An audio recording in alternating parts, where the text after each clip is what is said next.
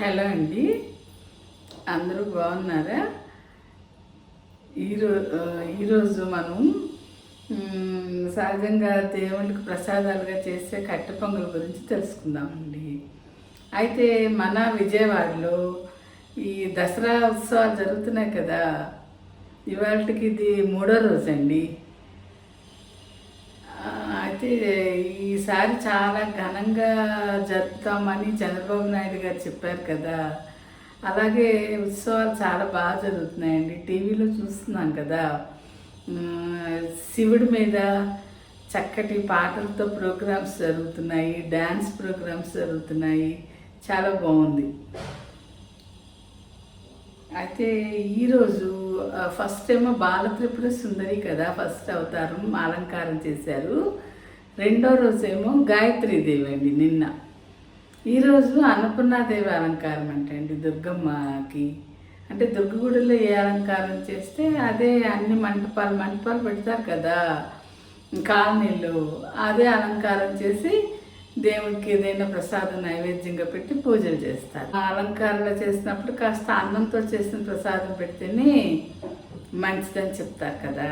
అయితే ఈరోజు నేను కూడా ఈ దసరా వరకు పూజ ఇంట్లో చేస్తున్నానండి. ఈరోజు కట్టె పొంగల్ చేద్దామని అమ్మకి నైవేద్యం అన్నమాట. అయితే ఆ కట్టె పొంగల్కి ఏం చేశానంటే ఇట్లా, ఇంట్లో ఉండేది ఇద్దరమే కదా, కొంచెమే చేస్తాను, మళ్ళీ వేస్ట్ అయ్యి అటు ఇటు పడేయకూడదు కదండి. అయితే దీంట్లో సగం బియ్యం సగం పెసరపప్పు కలిపి ఈ గిన్నెతో నానబెట్టేసి ఉంచాను అన్నమాట. నానబెట్టిన దాన్ని ఒకటికి 2 పోసి 2 మీద కొంచెం నీళ్లు పోసి కుక్కర్లో పెట్టేసి ఉడికించానండి. చక్కగా స్టీల్ కుక్కర్లో వేసి ఉడికించాను. దీనికి మెత్తగా ఉడికితేనే బాగుంటుంది.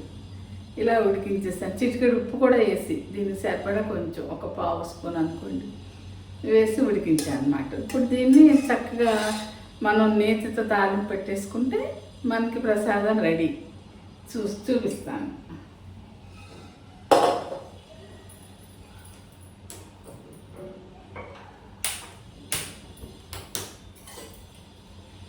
దీనికి స్టవ్ వెలిగించాను కదా. ఇప్పుడు అయితే తాలింపుకి నెయ్యి వాడాలి, వేద్దాం.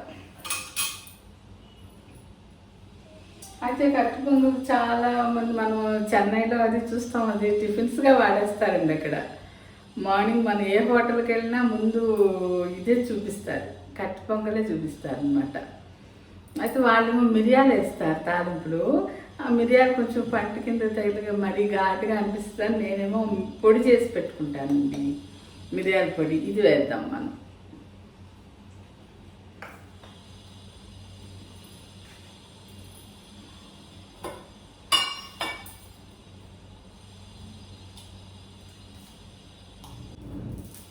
ఒక స్పూన్ వేసాను.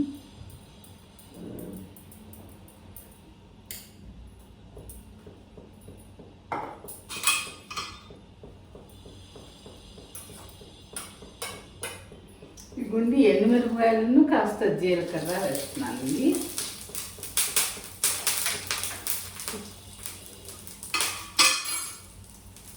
మాడిపోతుందని స్టవ్ ఆపేసేసాను. ఇదిగోండి ఒక 1/2 స్పూను ఇది మిరియాల పొడి, కాస్త కరివేపాకు,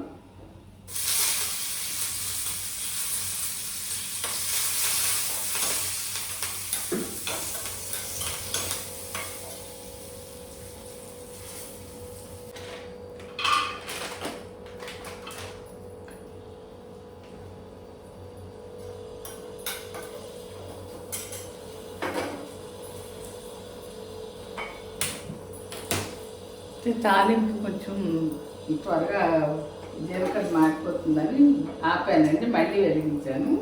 దీంట్లో కొంచెం జీడిపప్పు కూడా వేసుకుంటే బాగుంటుంది. జీడిపప్పు వేద్దాం.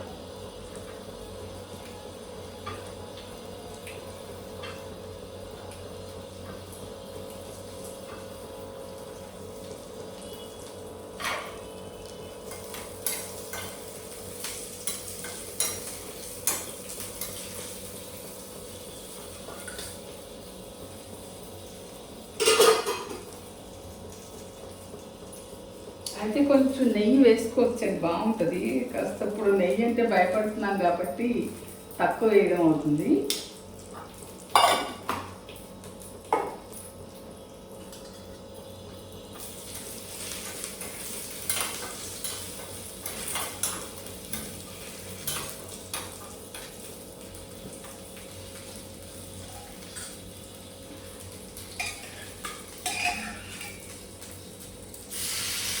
ఇవి ఉడికించి పెట్టుకున్నాను, దాంట్లో వేసేస్తున్నానండి.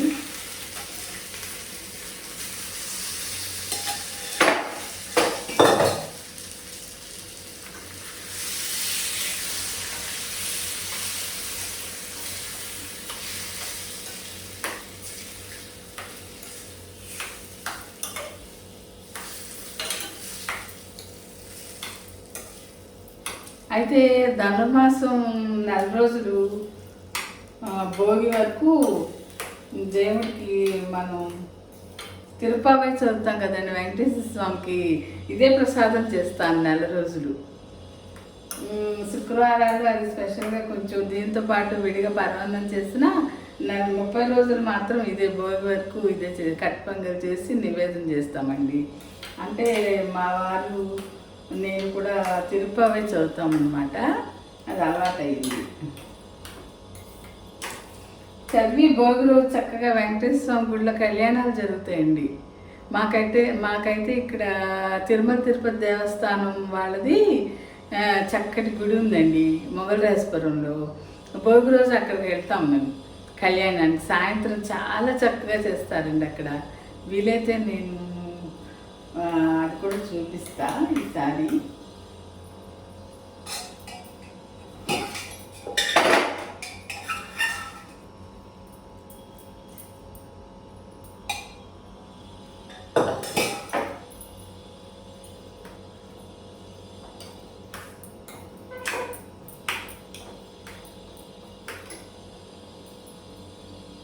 ఇదండి మన కట్టు పొంగల్ రెడీ.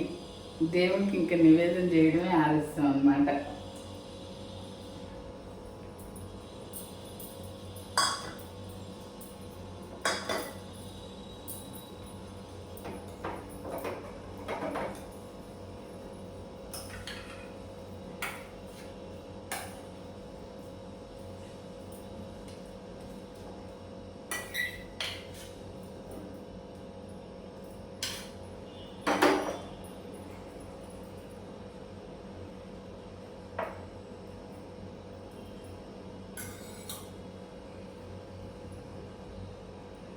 ఇదండి ఈరోజు అన్నపూర్ణాదేవికి నైవేద్యం.